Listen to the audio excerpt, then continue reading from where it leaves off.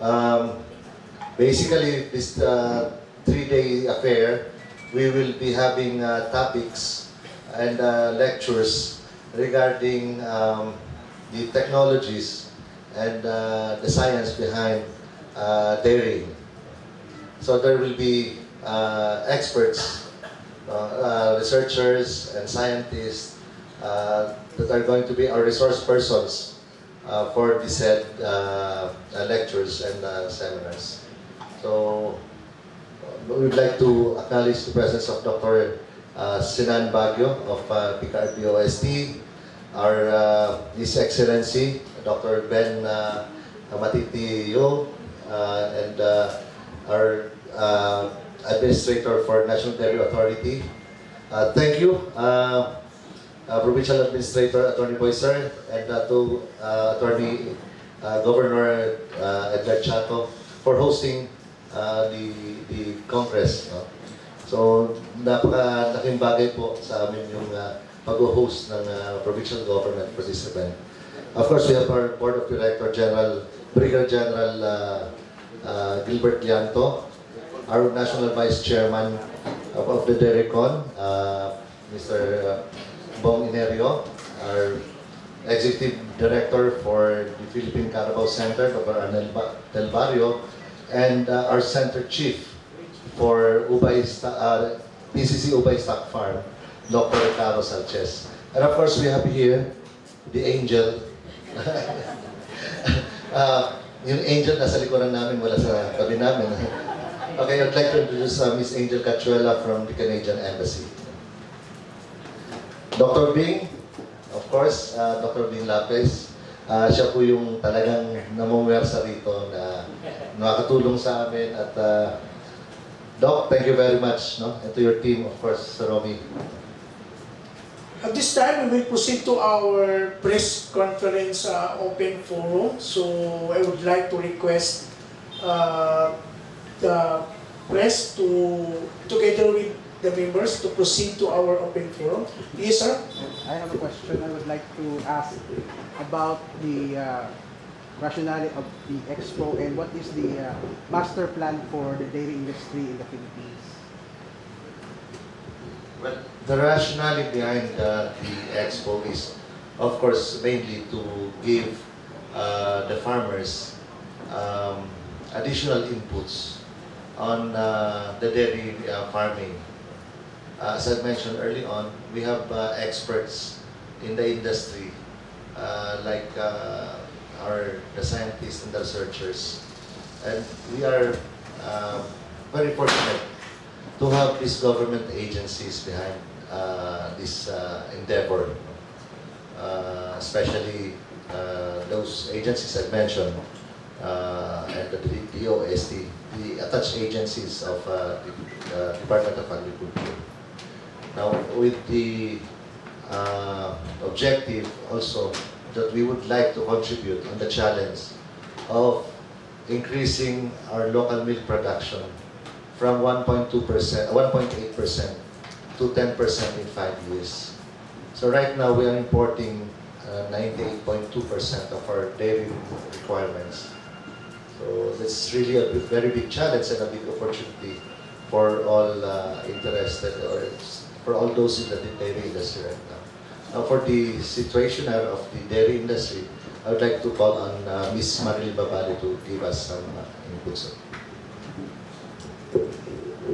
Thank you, Sir Toto. Before I proceed, I'd like to say thank you to the provincial government of Bohol for the overwhelming support and for hosting the 21st Dairy Congress. Ang pangutana is, what is the rationale? Of course, as mentioned by Sir Toto, this is the largest gathering of dairy stakeholders. And when we say dairy stakeholders, hindi lang po ito yung mga government agencies. But as I mentioned earlier sa aking message, this actually involves the partners. We want to acknowledge the farmers are our very vital partner in developing the dairy industry.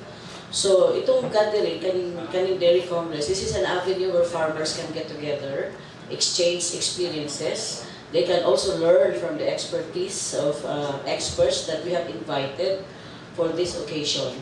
So uban po na dinhi ang mga nagkalain-lain mga government agencies who are also in support of the dairy industry. So sa giingon ni Sir Toto, ang sitwasyon karon sa industriya sa pagatasan, medyo dako pa gyud ang challenge. That's why we would want this avenue or this venue, this Congress, to be an avenue wherein we can get our acts together. Hindi lang government agencies, but partner farmers, supporters, and as you can see, we have here two representatives from two countries, presented, of course, by His Excellency, the Ambassador from Israel, and we have an angel from the Canadian Embassy, who have expressed their willingness also to be part of the undertaking, to be part of this, moving forward towards milk sufficiency as the theme of the Dairy Congress. As I have mentioned, the challenge is still very, very high. The challenge is very tremendous, considering that the state that we are now, in terms of the dairy, we are still heavily we are still heavily dependent on importation. But what I can say is, maybe the challenge is there, but what do we need to do? As I mentioned, get our acts together, of course, with the support, all the support of the people behind this. NDA, being the National Dairy Authority, is the agency mandated to accelerate the development of the dairy. But of course, we cannot do it alone. So sabi ko nga kanina, kung sa pelikula, kami ay direktor, ang bida po ay ang mga farmers. And we're lucky to have, in a Congress like this, hindi lang yung farmers, hindi lang yung mga headed or represented by the Dairy Confederation, but we have here also experts. And in the past congresses, hindi tayo nawalan ng mga bisita from the different embassies, right, sir, who have expressed their intention to really work with us in moving towards this milk sufficiency. What is in store? Marami pa pong dapat matutunan.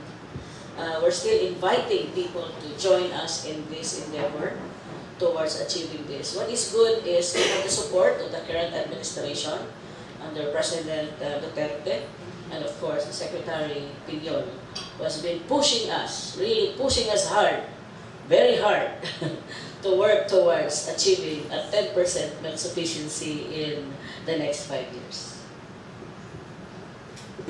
How do you assess, sir, the dairy industry in Bohol? Yes, ma'am. Listening to Governor Chato's message this morning, hindi ko po ma-describe, no? Kasi it's really very overwhelming. Before this thing came up, actually, of having a big project in the stock farm there in Ubay, matagal na palang nag-uumpisa yung Bohol pushing for the local dairy industry. No? In fact, the National Dairy Authority's presence and the PCC's presence there in Ubay is an indication that there is really the dairy industry, the milk economy here in Bohol. I think that would also complement, ma'am, dito sa mga delicacies, local delicacies ninyo na gumagamit din ng gatas. No? Of course, not to mention na yung mga next generations natin will be our future leaders. And if we feed them with milk, which is the complete food, ma-expect po natin na maging matatalino yung mga next generation po ng mga Boholanos. No? And sabi nga ni Governor Chato kanina, they only dreamt of making Bohol the capital of the region, no? The Visayas, of the Central Visayas specifically, as said. But when the Secretary of Agriculture, Honorable Secretary Manny Piñol, called him up from Argentina and asked him if he wanted Bohol to be the dairy capital of the Philippines, he gladly accepted it, no, with open arms. So that's why the project in Ubay, Bohol was conceptualized, and it's going to really materialize through, of course, the partnership of ACDI, represented by Brigadier General Gilbert Lianto, which will be the private partner for this program. So the Bureau, the um, Department of Agriculture will provide the land and the pasture development, and ACDI will bring in the cattle and develop and build the structures inside the farm, and that will be the source now of good genetics of dairy cattle, which will be born locally here in the Philippines and will be distributed to communal farmings of the people's organization, which will be organized and capacitated through the help also of those attached agencies of the Department of Agriculture. So this will be a holistic approach, not only on the production of cattle, but this will go through the marketing. As I've said early on, I'm giving emphasis actually sa support ng mga experts natin sa industry, sa field ng dairy.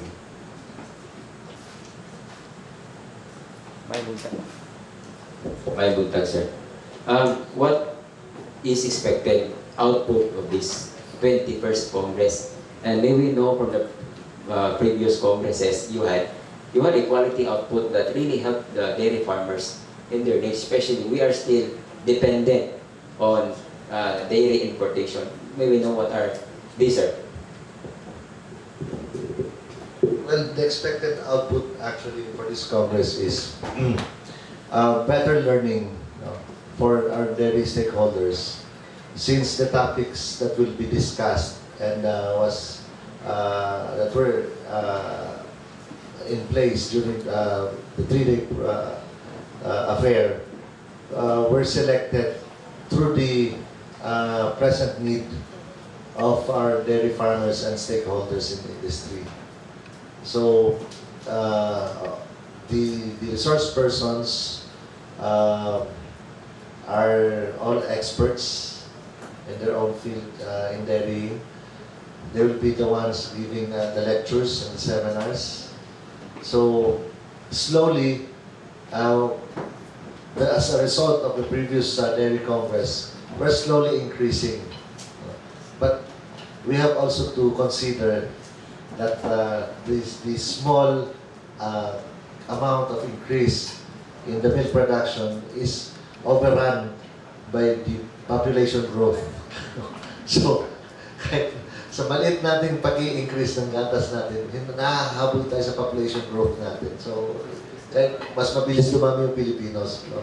So, kaya medyo but with the challenge now of our Honorable Department of Agriculture Secretary Manny Pignol, and which is our theme for this year, moving towards milk sufficiency. I'm sure na mas mapaganda natin yung pag-aalaga natin ng hayop, na matutunan ng mga farmers yung tamang pagkain ng hayop, at i-apply nila, of course, yung matutunan nila during sa mga lectures and seminars na gaganapin for the 2-day event.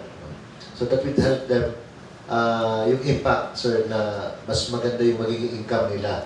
No? Kasi magiging efficient yung production nila. And of course, not to mention yung food safety. No? Because this food, so yung food safety is really very important na mapaayos natin yung produktong lumalabas sa market. Aside from this, sir, regarding the heavy importation of imported, like one thing we notice in importation are labeled fresh imported milk. So most general public wants really those fresh labeled thing. How is the government addressing it, and how can we change the mind through the effort of the government that they will patronize our own dairy products, sir? Well, actually, napaka-timing nung tanong mo, sir, kasi kanina lang nag-discuss kami. We were seated side by side with Governor Chato. And yun na-mention ko sa kanya yan, no? Na I think that was in Baguio na Dairy Congress, no? That was the 14th, no? In Baguio. Na napag-usapan yan during the plenary session na kung maaari, hindi pwedeng gamitin ng mga multinational companies yung label sir, na fresh milk. Because it's not really fresh, it's sterilized and dumaan na po yun sa UHT process. No? So, meaning, lahat ng good and bad bacteria are all dead. And pumasok yan dito na in powdered form, niliquify nila, and then defortify it with vitamins and minerals. Whereas yung fresh natin is pasteurized. No? Yung pasteurized, actually, it kills all the bad bacteria at natitira yung mga magandang bacteria, mga mabuting bacteria nandyan. That's why kung mapapansin nyo, yung UHT process ng mga milk na sinasabi nyo nga sir na mga imported, kahit wala sa chiller yan, basta room temperature siya, medyo malamig, naglalast siya even to 3 months. Pero yung sa atin po na pasteurized, sa chiller, dapat yung temperature niyan is from 4 degrees pababa, no? To 2 or even 1 degree. Dapat po ma-maintain yung ganong temperature. Wala siyang thermal abuse. And that would safely last until mga 8 to 10 days. No? Pero pag frozen yan, after pasteurization, if i-freeze mo siya, i-frozen siya, kahit abutin na ilang buwan niya, wala may problema. One comment, sir. Regarding the campaign for multinational companies, they spend a lot on campaigning their milk products. Why the government can't afford to campaign for their own daily products to be patronized by Filipinos? Well, actually, the agencies, no, ng Department of Agriculture are really doing their best to promote our local products. In fact, they put up outlets and stores, no, para ma-display yung mga products ng mga farmers natin. No? And they are supporting it also through the milk feeding program. Yan isa sa mga programs ng gobyerno natin to buy the milk produced by our dairy farmers. Ang nakikita ko lang na hindi medyo maka-full blast sa ngayon talaga is because of the lack of supply. So, yun, titingnan natin na it's an opportunity for all interested farmers and yung mga nasa farming na rin ng dairy ngayon, na napakalaki pa ng opportunity for us. So I would like to shoot questions to both of you. Are there any program in your respective government to help address the dairy industry in the Philippines, particularly in Bohol? Yes, indeed. Israel in the Philippines has a long-standing program in an ODA fashion, especially for capacity building. I would say that more than 5,000 Filipinos had the privilege and the opportunity to participate in the training programs in Israel. Many more here with the Israeli experts coming over. And in the last 5 years, we are also taking 600 students from about 32 universities for 11 months OJT in Israel. So they are supposed to be a very strong core for the future agriculture of the Philippines, and I believe that in this fashion of PPP, public-private partnership, those students upon return can be very instrumental in developing the industry. Many of the students are participating in, or their OJT is in dairy farms. So this is a very valuable experience, considering that the Israeli dairy farm sector, or dairy farming sector, is one of the most progressive in the world. Actually, the Israeli cow is the most productive, with around 13,000 liters per year per cow, which is the highest number around the world. So altogether, when we consider what are the options, indeed, capacity building, closing the gaps, and partnerships in the future, which is, I believe, is the next step we are talking about, because there are a lot of opportunities for good partnerships. Thank you. I'm so very sorry, but I'm not able to address the question because I need to seek authorization to do so. But I'm happy to share that we do have an industry expert from Canada, ProMap. They're one of our industry leaders, and they're here at the Congress to share their best practices in dairy farming, particularly in increasing milk production. So we have a speaker, his name is Christopher Keane. We have 2 representatives from ProMat Canada. We're happy to share more information about what the innovative solutions that they have to offer to farmers in the Philippines to help increase milk production in the country. Thank you. Sir Albano, sir, aside from Bohol, are there any provinces in the Philippines who create a dent in dairy industry? Yes, sir. In fact, at the moment, NDA identified around 27 dairy zones all over the Philippines. 52, yeah. 52 dairy zones all over the Philippines. So, in Visayas, we have in Dumaguete, in Bacolod, in Cebu, Central Visayas, meron din tayo, in Bohol, we have in Iloilo, in Mindanao, we have in the northern part of Mindanao, yung sa Central, Bukidnon, going to North Cotabato.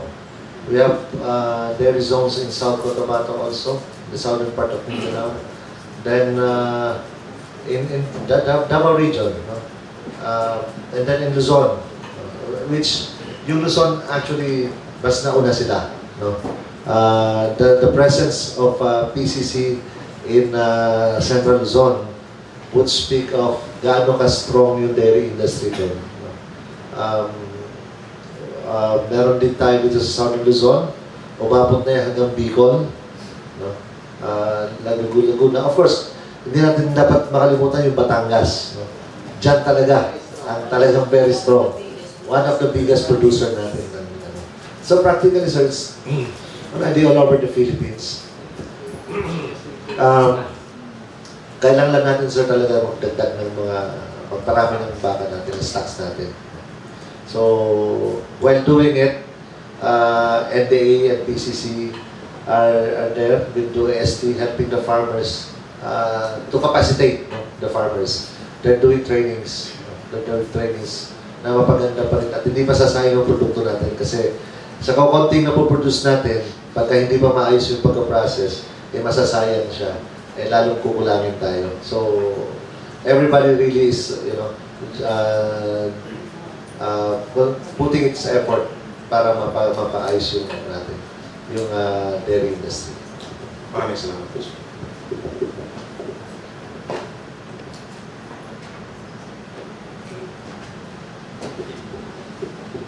Okay, we would like to recognize from the EDCO, Janet Villarojo. Thank you, sir. Good morning, everyone. As mentioned earlier, there are 52 dairy zones in the country, and this year we chose Bohol as the venue for the 21st Dairy Congress and Expo. So I think there must be special about Bohol. So what makes Bohol special and different from other provinces in the country? Sabi nga General Yanto, dairy friendly. Well, ma'am, gusto natin mabigyan din ng magandang venue talaga yung mga farmers, yung mga stakeholders natin. Because we do believe, no, in the DairyCon Fed, we do believe na if we can give our students or the farmers a very good atmosphere for learning, eh, mas madali nila ma-absorb yung mga dapat nilang matutunan. No? So, because the sceneries and the beaches here in Bohol are really very beautiful, so that's why we decided to bring this year's Dairy Congress here in Bohol. Well, of course, not to mention, may parating po na malaking project dito which we mentioned early on, yung sa Ubay Stock Farm nga, ma'am. So we are showcasing actually kasabay ng challenge ni Secretary Piñol of increasing our milk sufficiency from 1.8% to 10%. Thank you, sir. Another question is for the ACDI. Regarding the operation plan of ACDI, what is the operation plan of ACDI regarding the dairy project in Ubay? Just a situation there now. We've already prepared our plans and we're just waiting for the final approval from the Department of Agriculture to make us use a good portion of the Ubay stock farm, which should be in the vicinity of 1,000 hectares. And we intend in the next 3 years to import, based on NDA's and DA's prescription, the type of, or the breed of dairy cattle for the Ubay stock farm project. It will be an importation of 2,000 heads per year. So in all, it will be an importation of 6,000 heads of dairy cattle, and in 4.5 or 5 years, it should reach peak population of 5,000, and then we can start on towards year 3. We can already start farming out yung pregnant dairy cattle for distribution to communal farms as envisioned by the Department of Agriculture. So that's the more or less broadly. And while doing this, we have already talked to cooperatives because we'll be sourcing a lot of silage from the communities. We'll devote a good substantial portion of the farm for forage and for our stocks, and we'll be sourcing the silage from the community. So we have talked to a number of cooperatives around Ubay and neighboring towns, and they have holdings of something like 750 hectares, and based on our computation, it is not even enough through the period that will be needed. So it will just be a start, and there will be an inclusion of the community around Ubay for our other supply requirements of silage primarily. There will be other host of benefits that will accrue to the locality in terms of employment, in terms of enhancement of the other services. I think that will be a boon to that area in around Ubay. Thank you, sir.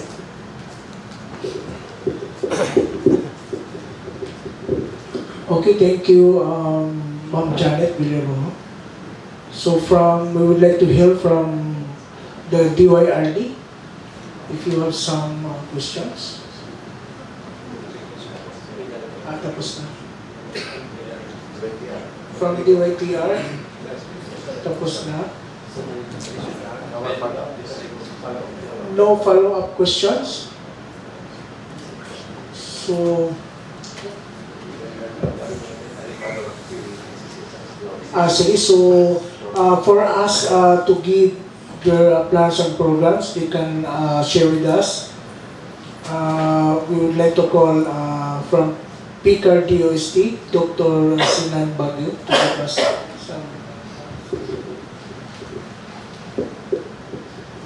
Thank you, sir, for this opportunity, and thank you to the organizers of the DairyCon, 21st DairyCon, for bringing us here. I just noticed that most of the questions were all about the downstream, the product, the production. No one dared asking about technology and the science behind all these things. And perhaps this is one reason why the DOST has the tendency to invite itself to occasions like this. Actually, even if we will not be invited, we will come to promote technology, because I think this is least understood in the Philippine agriculture. And perhaps this is one major reason why we are not making headways in our production initiatives, in our production efforts, and why most of our farmers are still financially challenged until now. So then, asked about a plan, I would be very small to talk about the plan of the DOST. I can only speak of the technology, the science and technology plan for the livestock industry, and for this occasion, particularly the dairy industry. Tomorrow, we will be presenting a paper. We call it the Industry Strategic SNT Program of the DOST Picard. But just to give some teasers or brief information about it, the DOST Picard has been partnering for several years already with several institutions of government. And okay lang ba, Doc Arnel, kung sasabihin ko na in terms of dairy, ang PCC ang pinakamalaki naming partner? Because of the reason that the PCC is a child of the Picard. The creation of the PCC started with the PCRDC, the Philippine Carabao Development Research and Development Center, which was originally or initially housed at Picard until they managed to win off themselves to become the PCC. So the PCC has been our partner, and our investments in research of the PCC runs from the very high technology research of molecular genetics, application of molecular methods in disease diagnosis. We even attempted cloning. Unfortunately, we were only successful up to the production of embryos to the second trimester of pregnancy. Unfortunately, the embryos did not survive to full term. But we will still keep on trying. This time, our investments are more on the assisted reproduction, improved artificial insemination, and embryo transfer, both fresh embryos and frozen embryos. We also engage with them in the feed production aspects, technologies on feed production, from the production of planting materials, seeds and cuttings, to ensiling, to what else are we doing? I mean, pre-treatment of agricultural residues to make them more, to make the nutrients in those materials more available to the animals. And also, in the recent project we had with them, we are including already the food safety and quality aspects for milk and milk products, to extend towards establishing the Philippine national standard for buffalo milk. Now that's PCC. Now for the other agencies, we also engage in projects with academe, state colleges and universities, and I think there are too many to mention. And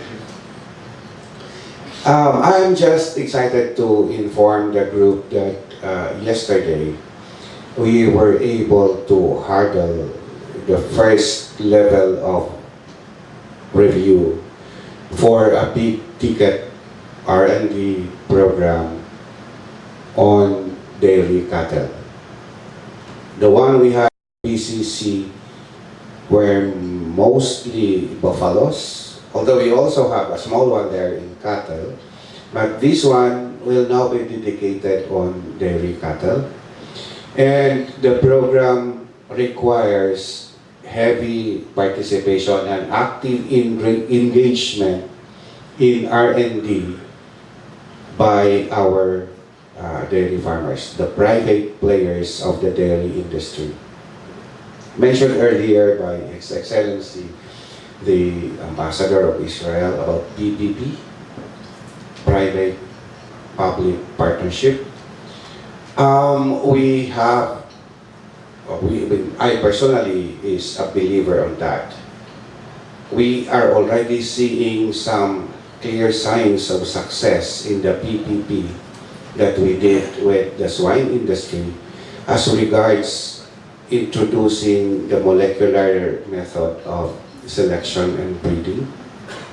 And in a few years, we are already seeing significant improvement in the productivity of our pigs. Similar trends are already seen in the native animals development that has been pushed by the the DOST in partnership with the DABAI and other state colleges and universities. Perhaps you already have heard of the growth of significant growth of our native chickens, particularly the Sampen, the Zamboanga Peninsula native chickens, and the Darat, and many other breeds of Philippine native chickens, our native pigs, and most recently, the Itik Pinas. These are the models that were developed earlier, and perhaps you would ask, we started with the small animals because investments will be smaller than them. Smaller in them. Natatakot po ang gobyerno na mag-invest ng malakihan kaagad. Because we have to be sure with our expenditures. We have to be mindful of the monies that we will be spending for research. As mentioned earlier by our good ambassador from Israel, investments in high technology will be more of the adventure investments, wherein the level of uncertainty is high. And this is where government should invest. And that is what we are doing. And my appeal now would be for the private players of industry to talk to us, to tell us their barriers and predicaments in the production, and to join us in breaking those barriers. Also, I would like to make an appeal to our research partners, both in government and private agencies, referring to universities and colleges, to widen their laboratories beyond the walls of the classrooms. Look outside, look at the field around us, and try to see relevant innovations that we can do, because I mentioned that because of the fact that many of our fresh graduates are feeling the handicap or being awkward when they will be put into the field. And that many of them, after spending several years in college, still would require 6 months, a year's training before they can be fully engaged. Why is that? That's the big question. So in our dealings now, since I am from the DOST, particularly the PCARD, we are engaging our academe in the research and development and trying to lead them towards discussing actual problems in the field with our industry players, for us together to be able to develop an innovation that is practical to the farmers with the heavy science and technology basis. With that, success will be a little bit more real attainable, and mababawasan po natin yung swerte, yung tsamba. What we would want to see would be a highly predictable production system in dairy that would ensure us high product quality. Thank you very much. Thank you very much, Dr. Sinan Baguio of PCARD DOST, for good information and sharing with us. So by this time, we would like to hear the message from Doc Arnel Del Barrio of PCC. Thank you. Thank you. Thank you, Sir Toto, for inviting us here in this Presscon. No? Alam ko invited lang kami during the conference, but attending the Presscon is Your partners. is not written in the program. I will continue from the introduction of Dr. Sinan. So there were two questions that were raised to us 25 years ago, maybe 30 years ago. First is, how can millions of farmers generate additional income? Wherein a typical family, they have a typical family size of 5, area of 1.5 hectares, and maybe limited resources. And majority of these farmers have buffaloes, carabaos. And the next question is, can we harness this animal, contribute to their daily income? That was the question raised during the project that was introduced by Dr. Sinan. So there was a 10-year project. Of course, Picard was the lead, and then PCRDC. We, Caro and I, were part of the pioneers who implemented the project. So it started as a research. That's why during my my message this morning, I mentioned about research because we started as a research. So the role of buffalo is important to every household, every farming community, because buffalo is always part of their livelihood. Actually, there are more buffaloes than cattle in the Philippines. We have 2.9 million buffaloes and 2.5 cattle and about 3.5 goats in the Philippines. So there's really a resource that can be developed and that can be harnessed to increase the income of the farmers. So then we were asked, what is the best way to develop the buffalo? So we developed a program, we call it a Carabo Development Program. Number one is Genetic Improvement Program. Let's develop the animal as a multi-purpose animal, because since time immemorial, we're using buffalo as draft animal. We don't know its capacity or potential as milk producer. So, of course, we were not gifted with the river type buffalo or the dairy type buffalo that India, that Pakistan are enjoying. We have the swamp buffalo that are best working carabao. So we explored the potential of the buffalo by crossbreeding, introducing the Mura blood to the Philippine carabao and develop the hybrid. And we learned that this hybrid can produce 4 to 6 liters of milk per day, and they can grow faster. So that's where the interest came. And after that, after the Picard assisted project, so after 10 years, so the government said, oh, what are we going to do with the buffalo? Of course, our former President Era helped us institutionalize the program and became the Philippine Carabao Center. Since then, we are promoting the buffalo as source of draft animal power, as source of meat, and as source of milk. And now, just this morning I mentioned that in terms of local production, the buffalo now is contributing 7.2 million liters. That's about 35% of the local production. So what is our program nationwide? We are now pushing for the market. No? We're developing the market for locally produced buffalo milk. Actually, in our 2018-29 budget, we included a lot of budget on value chain, including market development. Because we said that market will pull the production. Because during the last 20 years, we do the push to developing the animal, hoping that the market will be developed.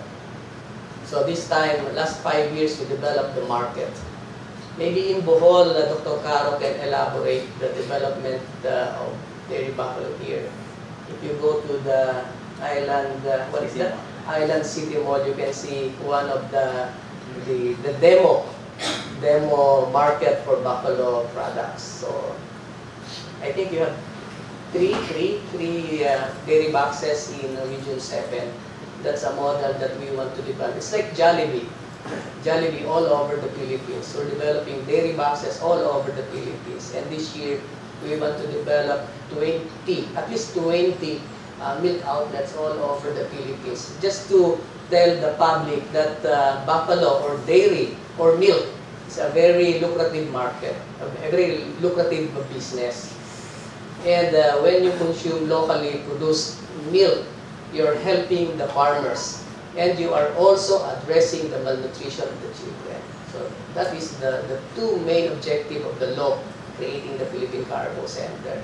So to our, sa mga kababayan natin nag-aalaga ng kalabaw, makipag-ugnayan lang po kayo sa lahat ng centers ng Philippine Carbo Center. We have 5 centers in Luzon, we have 4 centers in the Visayas, and we have 3 centers in Mindanao. Para matulungan po namin kayo na ma-develop ang inyong kalabaw at magkaroon po kayo ng sustainable business. Siguro si Caro can add something.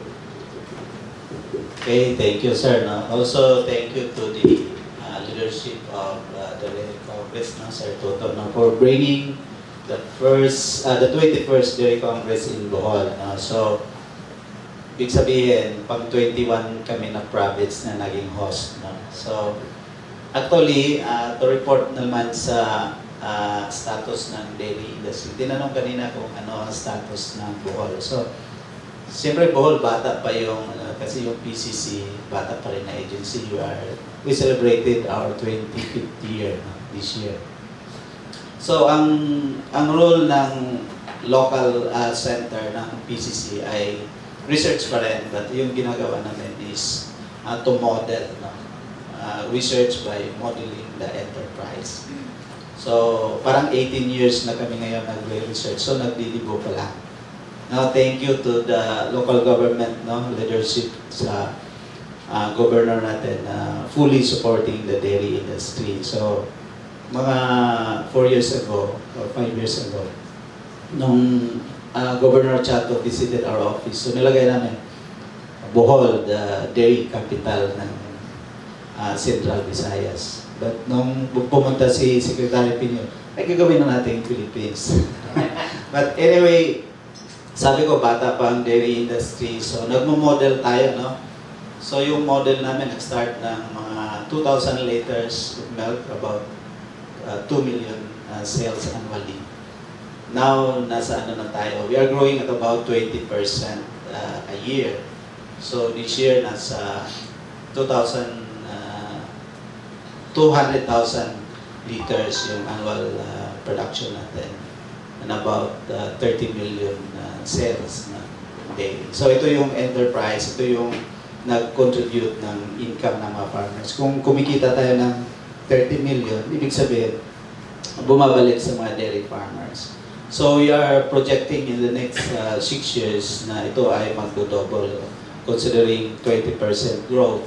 So, abot ng 70 million yung industry ng dairy, Carabao Dairy sa Bohol. So, it's small, but nasa ano pa rin tayo nasa national level na 2%. About 2% ng volume of milk na supply sa market. So, ang nakita natin through our models na profitable ang dairy enterprise. Now, our farmers is having an ROI about a minimum of 25% pataas. So, to our Boholano farmers now, so we are encouraging them to participate in the program. Lalo na sinasabi na ng leadership ng Department of Agriculture. And of course, siguro yung Presidente ay ganun din ang pananaw, making Bohol the dairy capital of the Philippines. So, with the leadership of our provincial local government, so we are very much supporting in that. Also with PCARD and our partner bagong cooperative that is coming to Bohol. I think they are a very good help in promoting the dairy development in this area of the country. Thank you. Okay, so we would like also, first of all, thank you, Doc Arnel and Doc Caro. And also we would like to hear from the Vice Chair, the National Vice Chair of DCP, Sir Bong M. Enario. Thank you. Thank you, Sir Alan. In times like this, during the every time may dairy congress, yung nagbalik-balik lang yung mga tanong. So, ang question ko, address to the media. Bagi tayo, question tayo sa roster, ako question ko sa media. Paano kayo makatulong sa industry ng dairy? At saka, paano natin matulong pag-educate ng mga Pilipino pag-inom ng gatas. As the member of the NDA board, so konti lang ang budget sa milk feeding program. So I have a testimony sa among co-op, no? Lumalaki ang co-op namin tungkol sa milk feeding program. Nabayaran na namin ang planta through milk feeding program to the initiative of NDA. So, konti lang budget ng NDA para sa milk feeding program. So, I suggest that all the media practitioner, kasi influential kayo sa gobyerno, sa mga social media, newspaper, nga sana dagdagan ng gobyerno ang budget sa NDA. Kasi may feeding program ang gobyerno, pero lalo na sa DepEd, lugaw, vegetable, chicheria. Pero kung tutuusin, parang ganun parang konti lang ang nutrient makuha sa bata. So, like for example sa Thailand, the government of Thailand is really support the farmers. May regular budget sila na mag-milk feeding program sa mga bata, no? So, sana through the media practitioner, ipaabot nyo sa presidente, sa gobyerno, at tulungan ninyo ang Pilipino pag painom ng milk feeding program. Last year, may milk feeding program sa PCC sa Bukidnon. Kami ang nag-supply. Cattle ang nag-supply. Kasi maraming gata sa cattle compare sa kalabaw, kasi research ng kalabaw. So sana yung take note siguro mga PAE, nga ipaabot sa gobyerno na dagdagan ang budget ng NDA for milk feeding program. Okay, thank you very much, Vice Chair Robert M. Enario. The last but not the least, we may call Doc Bing Lapis to give us the message. Majong mudto na itong tanan. In behalf of the province of Bohol, with the strong support of the line agencies like the Philippine Carabao Center, National Dairy Authority, the Department of Agriculture, and now the Dairy Confederation of the Philippines, we are more confident to accept the challenge to be one, siguro, no? Because madami naman tayo, one of the dairy capital of the Philippines. With Governor as our leader, we commit to do our share. First, to meet the per capita requirement of our local Boholanos on milk. Second is to support the target of the national for increased milk sufficiency. And we can only do this with your help. In Bohol, fortunately, with the help of the Philippine Rural Development Project or the PRDP, we already have a value chain on dairy buffalo. So, papasok na din ang dairy sa cattle.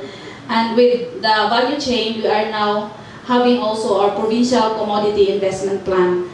So, alam na namin, we know already in the province of Bohol what are the gaps and what are the proposed intervention needed to make the dairy industry of Bohol develop and soar high.